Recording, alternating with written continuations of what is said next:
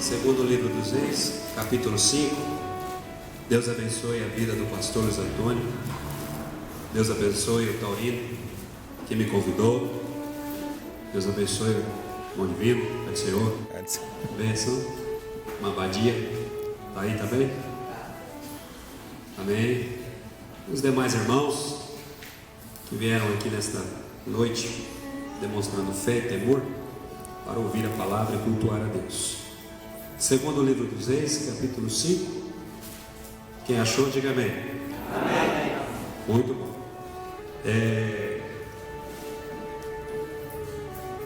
Eu vou deixar os irmãos ler. Vamos ler do versículo 1. Aliás, só o versículo 1, que já é o suficiente para eu destrinchar aqui aquilo que eu quero falar para os irmãos. Então eu vou deixar os irmãos lerem, que a minha Bíblia é uma versão um pouco diferente, aí pode ser que confunda.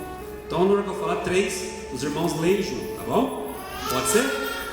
Pode ser? 1, 2, 3.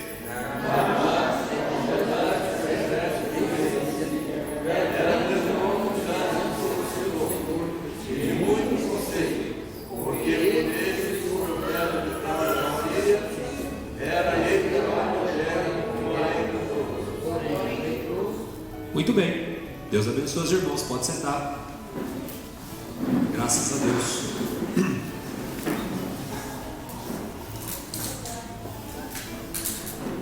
Graças a Deus. Deixa eu fazer uma pergunta para os irmãos, antes de eu começar a ministrar. Quantos aqui já estão em nosso meio? Já presenciaram um milagre na vida de outra pessoa? Levante sua mão assim. Amém, glória a Deus. Quantos aqui já testificaram de um milagre na própria vida? E quantos aqui já testificaram de um milagre através da sua oração? Teve gente que eu perguntei, das 3 perguntas que eu fiz, pastor, ele não levantou a mão nenhuma vez. Ele nunca viu um milagre, ele nunca teve um milagre na vida dele, e ele nunca orou e testificou de um milagre através da sua oração.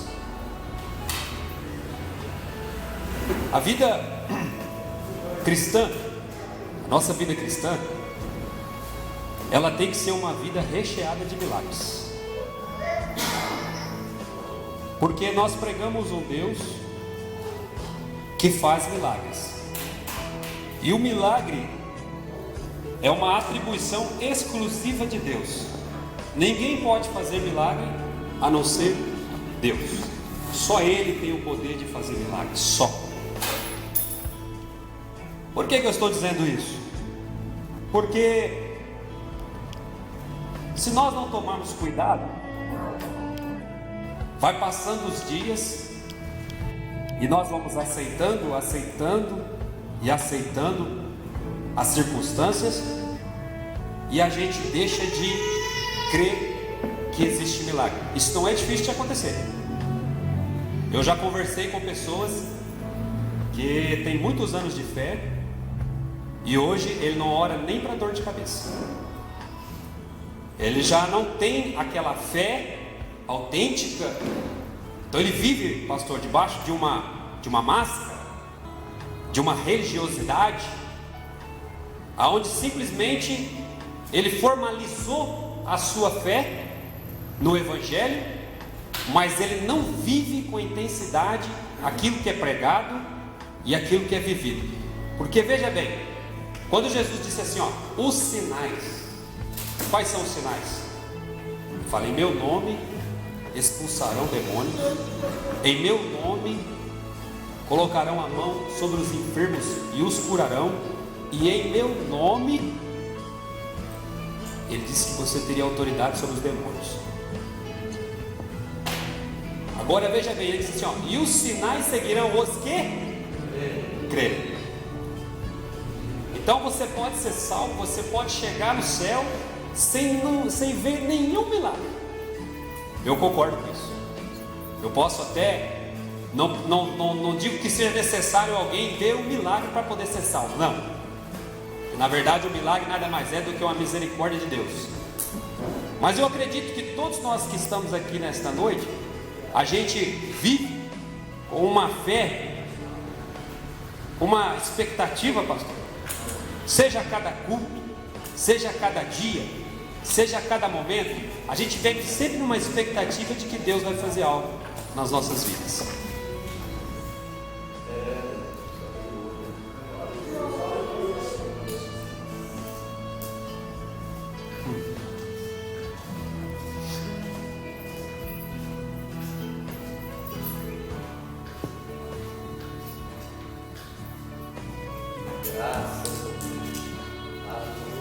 Esse momento que eu dou de silêncio para você refletir no lugar que você está. Você não está em outro lugar que não ser a casa de Deus. E a Bíblia diz assim, ó, quando entrares na casa do teu Deus, guarda o teu pé. Você sabia que a forma como nós prestamos culto, ela repercute na nossa vida lá fora? Outro dia desse eu cheguei numa igreja, eu pensei assim, meu Deus, como é que eu vou pregar? Uma andação, vai para cá, vai para lá, menino gritando, pessoas conversando no púlpito, o menino mexendo no celular. Eu falei, meu Deus, eu vou pregar o quê? A vontade que eu tinha de ir embora, não queria estar aqui. Eu falei assim, pô, pastor, esse povo não quer estar aqui. Vou fazer o que aqui? Casa, peca menos. Porque veja bem, esse tempo aqui é precioso que nós temos, é único. É só 1h30, mas é 1h30 que pode fazer toda a diferença e mudar a sua vida para sempre. Foi num culto como esse que eu e você aceitou Jesus como Senhor e Salvador. A igreja, ela funciona como uma engrenagem. Às vezes a gente fica preocupado, a gente olha do lado assim, não vê fulano, olha do outro lado, não vê fulano, aí vê um púlpito vazio desse aqui, ó, só o pastor e o obreiro. Aí a gente fica pensando, irmão, foi num cultinho desse aqui, com poucos obreiros, que eu aceitei Jesus como Senhor e Salvador da minha vida. Não, quem falou para você que Deus precisa de pessoa para fazer alguma coisa? Nunca precisou. Ele faz, de acordo com a sua fé, a hora que Ele quiser. Mas se você saiu da sua casa nessa noite, você saiu para prestar culto a Ele, porque você tem temor e fé e reverência no seu coração. E eu vou dizer uma coisa para você, Deus vai te recompensar aqui nessa noite. Mas é preciso posição, é preciso postura, é preciso nós nos dispensar um pouco daquilo que está acontecendo lá fora. Esquece. Eu trabalhei o dia inteiro, pastor, das 7 da manhã até agora, sem parar 1 minuto, não descansei nem 10 minutos para almoçar.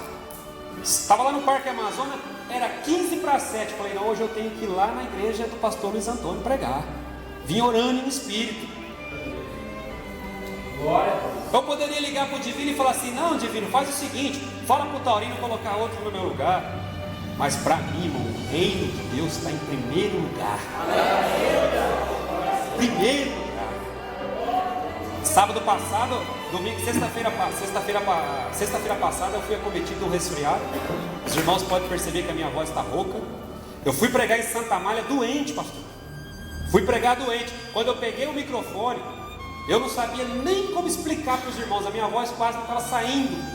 Mas pela misericórdia de Deus, saiu um pouquinho de voz e eu preguei quase 1 hora. E a glória de Deus entrou na igreja e abençoou. Que culto abençoado. E quando foi no domingo pela manhã, lá estava eu dando aula na escola bíblica dominical. Acordei cedo para ler a Bíblia. O sábado e o domingo meu, pastor, é de Deus. Durante a semana eu trabalho, o sábado e o domingo meu é só para o reino de Deus. E eu nunca reclamei, nunca murmurei, e dou glórias a Deus por poder fazer alguma coisa para o reino do Senhor. E Deus tem me abençoado demais. Eu amo a obra de Deus. Para mim está em primeiro lugar. Primeiro lugar. Voltando para o texto. Esse relógio aqui está certo? Qual que está certo? Esse ou aquele lá? Aquele lá está 9h35, 8h10. Tá certo? Ok. Vamos voltar para o texto aqui. Segundo livro dos Reis, capítulo 5. Eu estava falando sobre milagre. Milagre. Agora olha para a vida desse homem aqui. O texto diz assim que os irmãos começaram a ler: Naamã, general da onde? Da Síria. Vamos entrar no contexto, só para você entender a posição desse homem. Primeiro, esse homem aqui, ele possuía uma das maiores patentes de um exército. Ele era comandante. E a forma como ele chegou até esse ponto aqui, não foi por idade, não foi por parentes, não foi por meio de camaradagem. O próprio texto no versículo 2 fala por que ele chegou a ser comandante do exército. Diz a Bíblia que através dele o Senhor deu livramento para si. Porque naquela época o homem era honrado de acordo com um ato de hombridade. Até hoje os camaradas sobem de patente de acordo com um ato de honra que ele teve no exército. Ganha uma medalha de honra e sobe a sua patente. Agora a Bíblia fala que ele era comandante, um homem honrado. E a Bíblia faz questão de dizer guerreiro, digno, um homem que passava pela rua e continência. Homem que passava pela rua, as pessoas olhavam a sua roupa, e a roupa de Naamã o identificava como general, roupa de militar, uma indumentária, e por onde ele passava, o respeito. A Bíblia fala que os seus soldados o chamavam de pai, de senhor. Naamã era um homem que ele conseguiu alcançar aquilo que todos nós buscamos na vida, que é prestígio, respeito, consideração, honra. Ele era um homem por onde andava e tinha reconhecimento. Só que o texto é bem claro. Na última parte do texto que nós lemos, diz assim: Naamã, general da Síria, homem honrado, de respeito, porém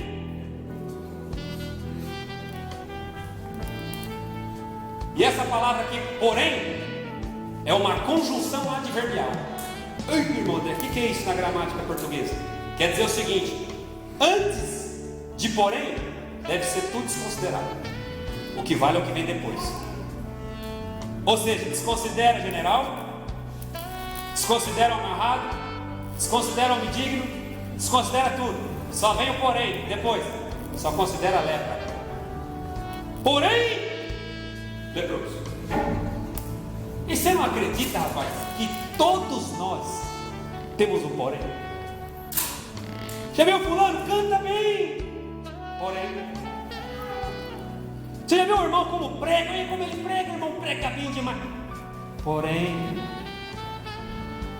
E o interessante é que o porém, olha a irmãzinha, não faz e desfaz, sai costura, faz pamonha, faz. Porém. O interessante é que o porém, ninguém vê. Ninguém vê. Quem vê o porém é só você e Deus.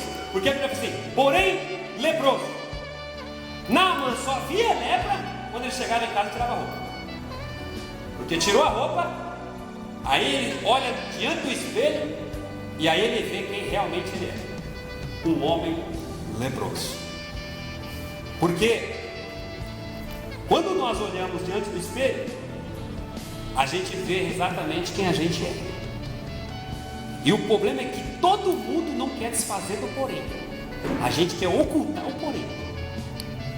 E muitas das vezes, para a gente alcançar alguma coisa de Deus, muitas das vezes para a gente ser curado por Deus, ser renovado por Deus, ser abençoado por Deus, a gente tem que desfazer desse porém. Porque esse porém está atrapalhando. Um certo homem, doutor da lei, chegou em Jesus, e ele disse assim: mestre, o que eu tenho que fazer para herdar a vida eterna? Aí Jesus falou assim para ele. Aí Jesus pega e resume a lei em 2 mandamentos. Ele pega a lei toda, o Antigo Testamento, e ele resume em 2 mandamentos. Ele fala: amarás o Senhor teu Deus. Aí ele fala: com toda a tua alma, com todo o teu coração, com todas as tuas forças e com todo o seu entendimento. Aleluia. Vou repetir: amarás o Senhor teu Deus com toda a tua alma, com todo o teu coração, com toda a tua força e com todo o seu entendimento. É amor demais.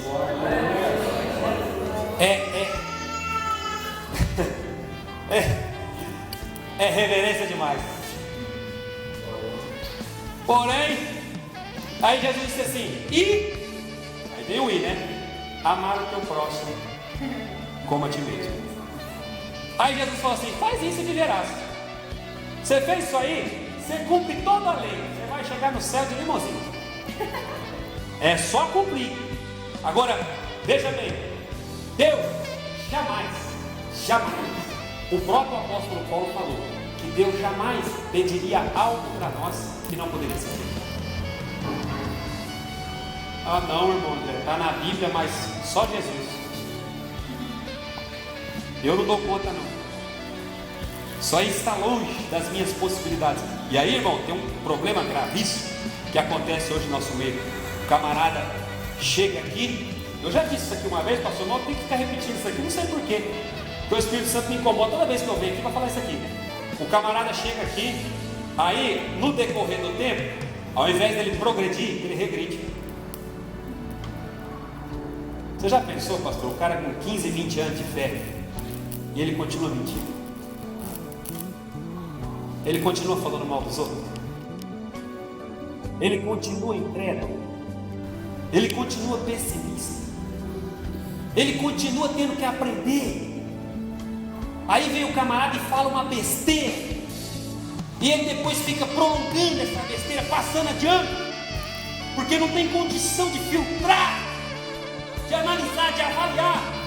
Aquilo que eu estou pregando aqui nessa noite, irmão, você tem toda a autoridade de avaliar se eu estou falando a verdade ou não. Não vai engolindo assim não, vai avaliando, porque tem muita gente querendo enganar o povo de Deus.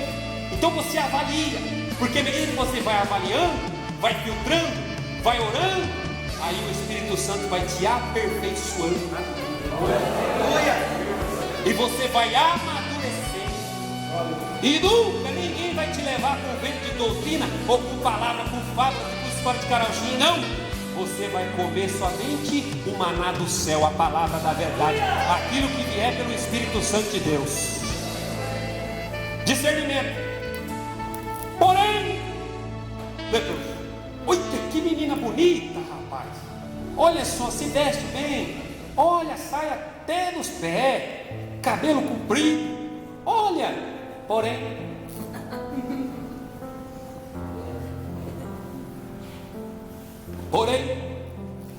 agora não quer tratar o porém. Está lá na van. Oh, não posso nem me olhar no espelho, porque quando eu tiro a máscara, aí eu sou obrigado. E a Bíblia, irmão, ela é um espelho. Quando você olha assim, ó, ela mostra para o ser humano exatamente quem ele é. Quando a Bíblia diz assim, ó, o homem é pó, e veio do pó, e do pó voltará. Aí a Bíblia diz assim, ó, e o homem é como uma relva,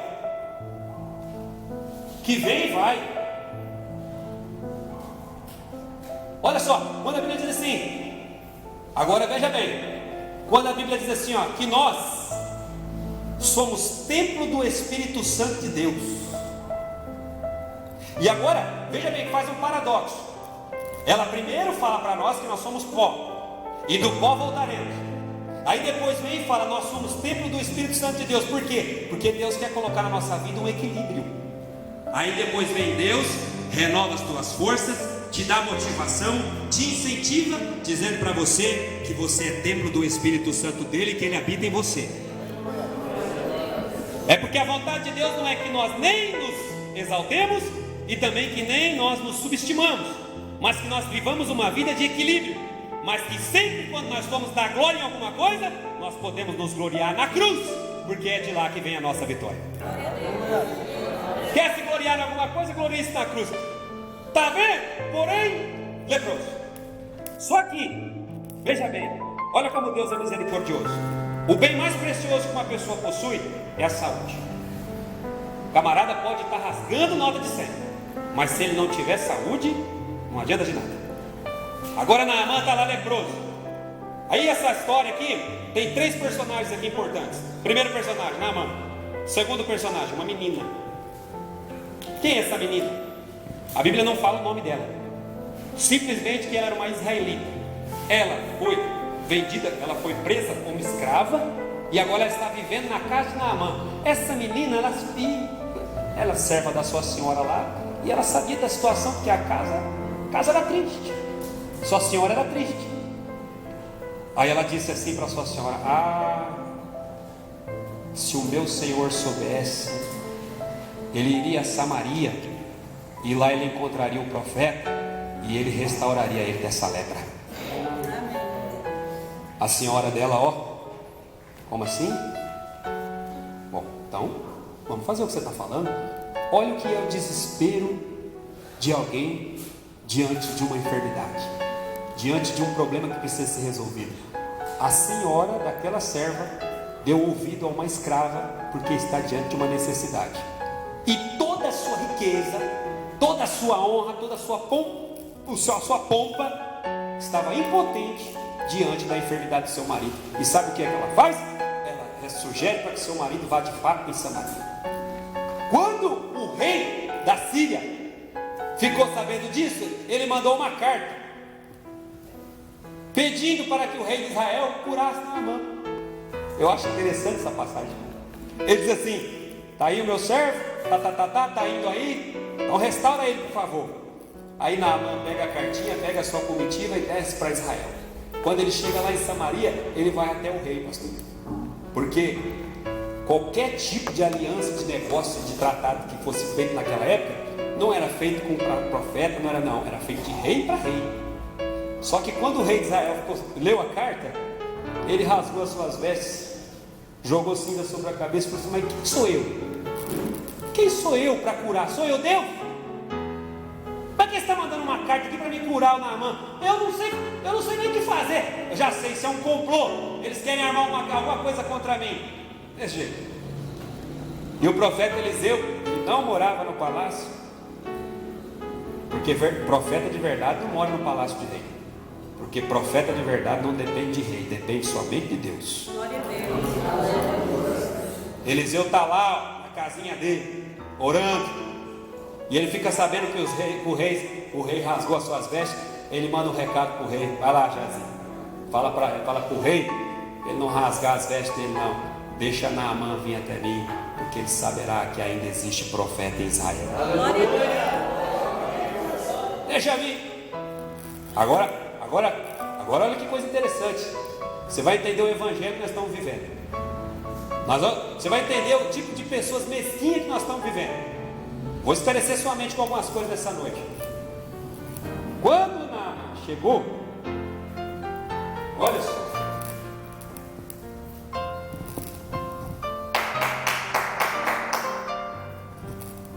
Eliseu! Aí diz a Bíblia, e Eliseu nem saiu para fora. Tem hora que eu não entendo os profetas da Bíblia. Aí Eliseu, vai lá, Geazi, vê quem é. Aí Geazi foi lá, e Eliseu já sabia. E Geazi foi lá: oh meu Senhor, você não sabe quem está ali. Eita, hoje nós fomos honrados. É mesmo? Quem? Naamã, general da Síria, junto com a sua comitiva. Que aqui é assim, pastor. O cara mete o pau na Dilma, mas se ela entrar aí, ele dá até um lugar para ela. Senta aqui, presidenta. Tem crente que é hipócrita demais, pastor. Tem crente que é tão besta, irmão, que ele faz tietagem. Ele vê esses artistas e fica pedindo autógrafo. Vai ser besta lá adiante, pelo amor de Deus. Lá na sede, no congresso, eu nem vou. Eu não vou. É que eu não estou no meu campo. Eu estou no campo do pastor, eu posso falar. Eu não vou. Não vou porque quando chega lá, pastor, tá lá esses cantores de hoje. Aí os camaradas ficam aqui no púlpito aqui, tudo tirando foto. Mas vai ser besta lá adiante, irmão. Pelo amor de Deus. Aí fica tirando foto. Aí quando o cara pega e tira uma foto com ele assim, ó. tira uma foto com ele, aí ele põe lá no Face, tirou um selfie com meu ídolo. Meu ídolo! Vai ver quem é, Jairzinho? É Naamã. Põe uma roupa bem bonita, meu senhor. Eu vou preparar um café. Não. Vai lá e fala para ele mergulhar 7 vezes no Rio Jordão. Glória a Deus. Oh, Senhor, a espada vai comer. Vai lá, fala para ele mergulhar 7 vezes no Rio Jordão e ele ficará curado dessa lepra. Glória a Deus. Geazi foi lá, pastor, todo trêmulo. O meu Senhor falou para mergulhar 7 vezes lá no Rio Jordão. Aí na mão, que é isso? Cadê o seu Senhor? Manda ele vir aqui agora. Ó, ele disse assim: eu esperaria que ele viesse aqui, colocaria a mão e orasse por mim. Chama ele aqui agora. Porque tem dois agravantes nesse negócio aí, irmão. Primeiro, o Rio Jordão, irmão. Faz tempo que você vai na minha ponte?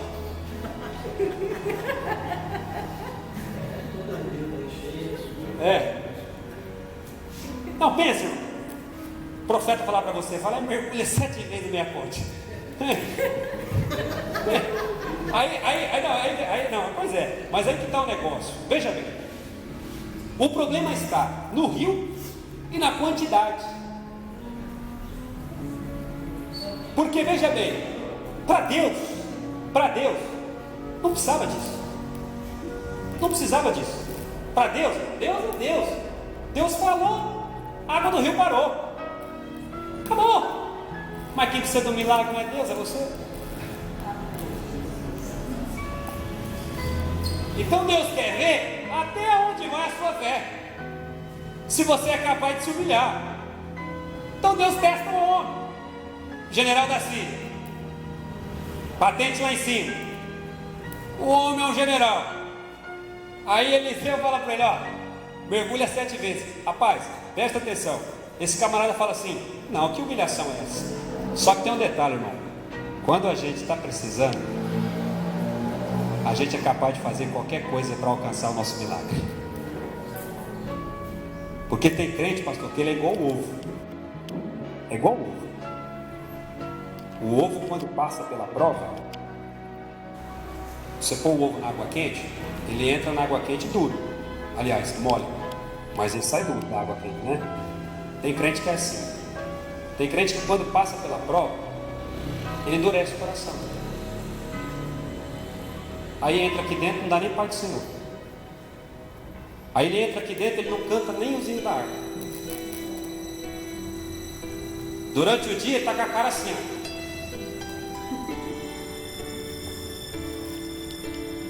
Por quê? Ô irmão, Pai do Senhor, estou na prova. Endureceu. Entristeceu. Agora tem gente que é diferente. Tem gente que a prova fortalece. Tem crente que é igual a Meleque. Quanto mais você bate, mais ele cresce. Lembra a Meleque? Hoje você não come mais, né? Você está comendo carne, tá lá. Olha aqui, ó, a Meleque. Aí você vai batendo, vai crescendo. Um dia, rapaz, eu estava vendo meu avô fazer um negócio. Eu falei assim, vô, o que você está fazendo isso? Meu avô pegava cada prego desse tamanho aqui, pastor, e olha o pé da goiaba, ó. Pá, pá. Vô, vai matar a goiaba. A goiabeira. Vai matar a goiabeira. Ele falou assim, volta daqui um tempo, você vai ver. Aí eu voltei lá depois de alguns meses, pastor, o pé lotado de goiaba. Eu não sabia disso. Que quando você fere o pé de fruta, ele dá mais fruta. Tem crente que é assim, pastor. Quanto mais apanha, mais fruta ele dá. Tem crente que é assim, quanto mais ele está sofrendo, quanto mais vem a prova, mais ele está dando glória a Deus, mais ele está dando aleluia, mais ele se fortalece, a fé dele é maior ainda. Ele não muda. Ô irmão, Pai do Senhor. Aí ele faz igual a viúva lá, perdeu o filho, perdeu os maridos. Ô irmã, Pai do Senhor. Pai do Senhor. Pai, cadê os filhos, cadê os maridos? Não tem problema, vai tudo bem, seja feita a vontade do Senhor. Vai. Mas a hora que Deus quer arrancar alguma coisa, né? E às vezes Deus leva a pessoa no extremo. Vai ver até onde ele vai. E ó, isso aqui, irmão, não acontece com todo mundo não. Sabe por quê? Por quê? Por quê? Porque um cego que chegou diante de Jesus e falou assim: Senhor, eu quero ver. Jesus, vê, tá vendo, pronto. Aí o outro: Senhor, eu quero ver. Aí Jesus pega,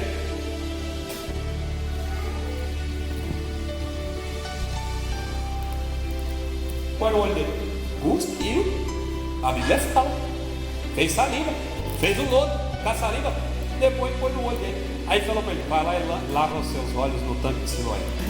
Vai para um, ele falou assim: veja. Para o outro, tem que tomar uma cusparada na cara.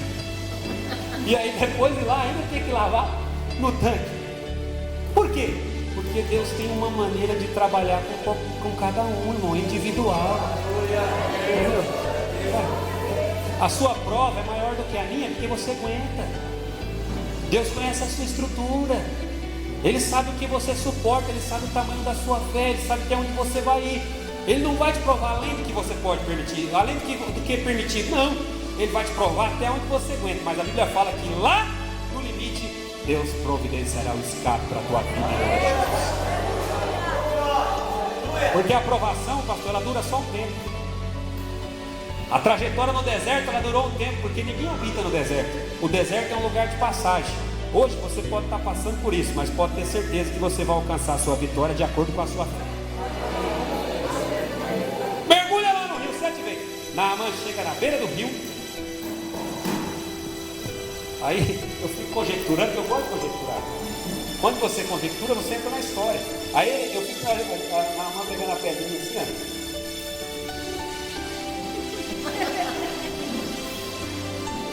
Aí ele dá uma olhada pro servo, agora está na Bíblia, isso aqui está na Bíblia. Ele dá uma olhada pro servo dele e fala: rapaz, sacanagem, não tinha uns rios lá na Damasco, os violentos falam o nome do rio, Naban, Farfar, não tinha uns rios lá mais limpos, de água cristalina, igual lá no Porto Seguro, lá, né?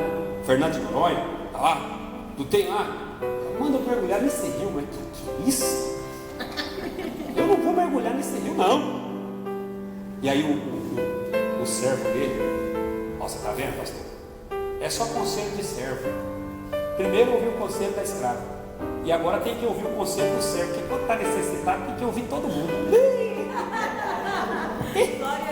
Quando está precisando, aí inclina o ouvido para ouvir. Mas quando está lá em cima não quer ouvir ninguém.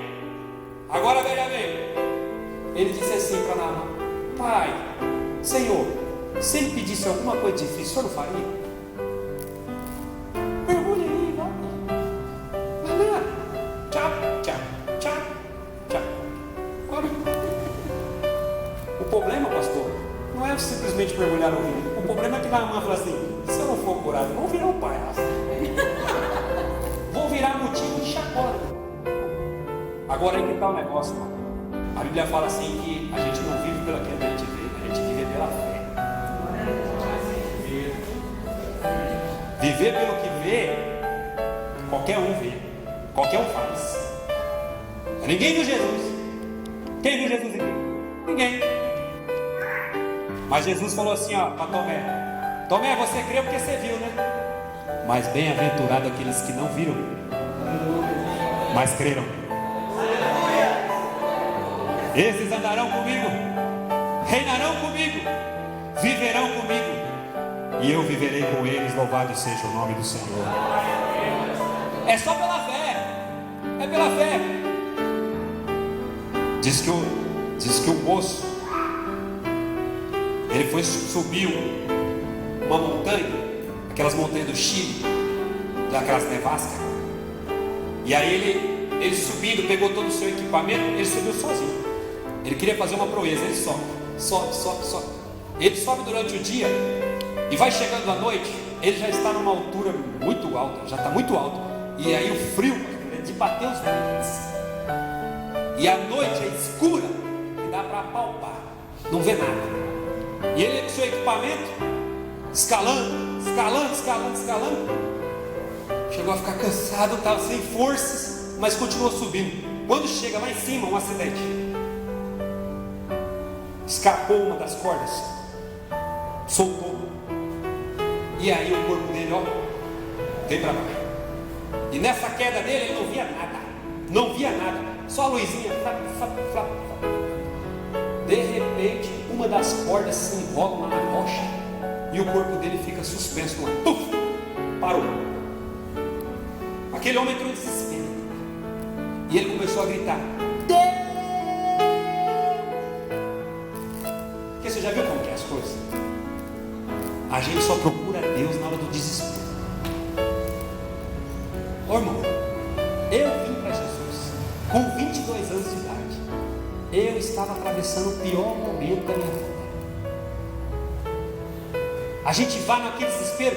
Olha, não tem ateu que não clama a Deus. Deus! Aí ele ouve uma voz no meio do escuro. Estou aqui. Fala. O que você quer? Deus? Uai, Deus, eu quero ser salvo. Me ajuda. Me socorre. Aí Deus diz: você tem fé? Tenho. Me ajuda, me salva, que se o Senhor salvar, eu prego o Senhor, eu testifico, me salva. Tá bom. Então fala o seguinte: você tem fé? Tenho. Então corta a corda.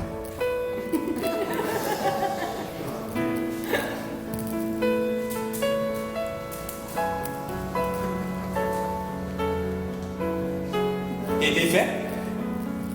Aquele homem ouviu. Não é a voz de Deus, não é o inimigo. É porque é assim, né? Quem não tem fé e não sabe discernir a voz de Deus, ele toma sempre o caminho mais fácil. Mas o homem que é guiado pela mão de Deus, não importa para onde ele está indo, ele descansa porque ele sabe que é a mão de Deus que está guiando ele. Amém. E os passos de um homem bom é guiado por Deus. Esse homem, sabe o que ele fez? E eu cortar a corda, deu mais com um nó assim, ó. Ficou segurando a corda. Quando foi no outro dia, a equipe de resgate chegou e olhou e ficaram sem entender. Eles perguntaram: mas como é que pode um homem morrer congelado a menos de 1 metro do chão?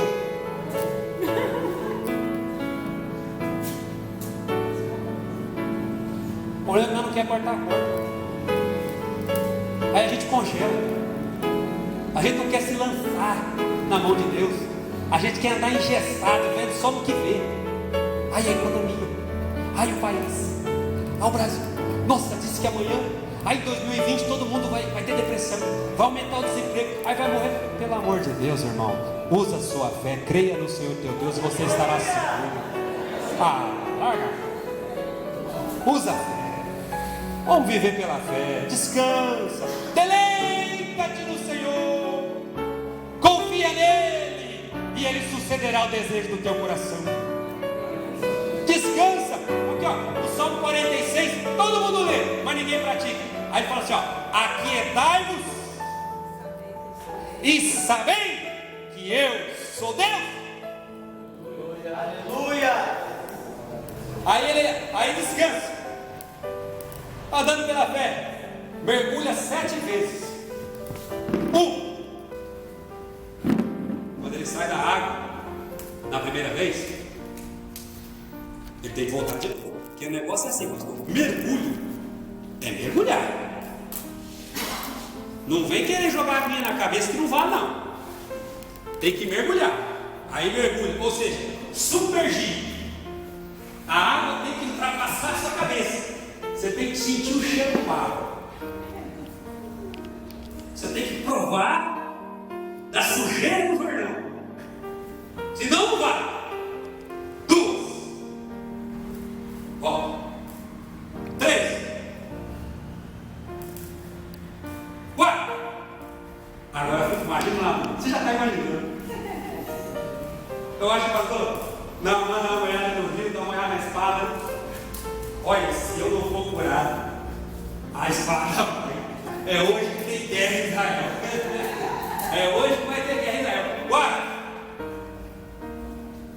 5, 6. Aí que está o perigo. É aí que mora o perigo. Porque a gente corre o risco de evento, pastor, quando a gente está quase perto da bênção, a gente pensa em desistir. Tem crente, pastor, que vai chegar no céu cheirando fumaça. Um pé no fogo, um pé. Né? Olha que quase que não chega. Porque o apóstolo Paulo fala assim, ó, que a nossa fé, ela tem que ser maior agora do que quando nós aceitamos Jesus. Sabe por quê? Porque a nossa salvação está mais perto. Glória a Deus. A cada dia que passa, mais certo eu estou que eu estou perto da glória do Senhor Jesus Cristo. A minha fé tem que aumentar. Aumentar. Viver uma vida de milagre. Na sexta vez, Naamã dá uma respirada, aí eu imagino a tensão. A tensão é grande demais. A adrenalina vai lá em cima. Há uma expectativa tremenda, que a comitiva toda está ali. E Eliseu está lá, roncando, solto, não sabe mesmo. A hora que chega a sétima vez, ele mergulha. E aí ele sai da água. Glória a Deus. Aleluia. Ele sai da água. E a Bíblia diz que a pele de Naamã estava como de uma criança. Glória a Deus. Glória a Deus. Ô pastor, como de uma criança. Pastor, eu estou com 35 anos, minha pele já está toda manchada. Aqui é o sol. Pensa. E agora aquele homem sai da água.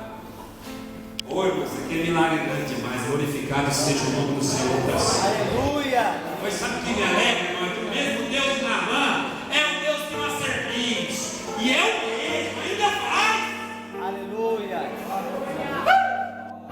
Glória a Deus. E, ó, aí quando ele sai da água, olha só como é que é as coisas. Naamã pega todo o tesouro, todo. Moedas de prata, de ouro, talento de prata, roupas de linho fino, pega tudo. Coloca aí, leva para Eliseu. Porque Eliseu é um cara. Leva para o profeta. Eu quero presentear ele diante da cura que eu recebi. Leva lá. Quando ele chega diante do profeta, olha o Deus que você serve, irmão. Olha o Deus que você serve, irmão. Quando ele chega diante do profeta fala assim, ó, leva de volta. Deus é de graça. É de graça. Aleluia. Não precisa pagar nada, não. A misericórdia dele é de graça, o milagre é de graça, a bondade é de graça, a vida é de graça, a salvação é de graça. Receba o poder de Deus de graça. Aleluia. Graça. Leva tudo de volta para aqui. Agora o que é o milagre? O milagre, ele não salva, mas ele provoca uma mudança radical na vida de uma pessoa. Mudança radical, porque Naamã chega diante de Eliseu e ele fala assim, ó, eu quero te pedir um favor. Todo dia eu sou obrigado a chegar diante do meu Senhor e diante daquele altar lá que sempre presta homenagem. Isso é uma questão de ética. Eu quero te pedir um favor. Olha que coisa linda. Olha que coisa linda. Naamã está dizendo para Eliseu que ele tem que chegar diante do Senhor dele e prestar culto com uma imagem. Porque lá na Síria é uma nação pagã que presta culto a ídolos. E todo dia tinha lá. Agora, Naamã está dizendo para Eliseu, ó, eu vou chegar lá diante daquela imagem. Eu só vou chegar, mas eu não vou me curvar diante daquela imagem. Aleluia. Aí Eliseu, não vai não? Não vou e nunca lhe prestarei culto. Porque hoje eu testifico que só existe um Deus e Ele está em Israel.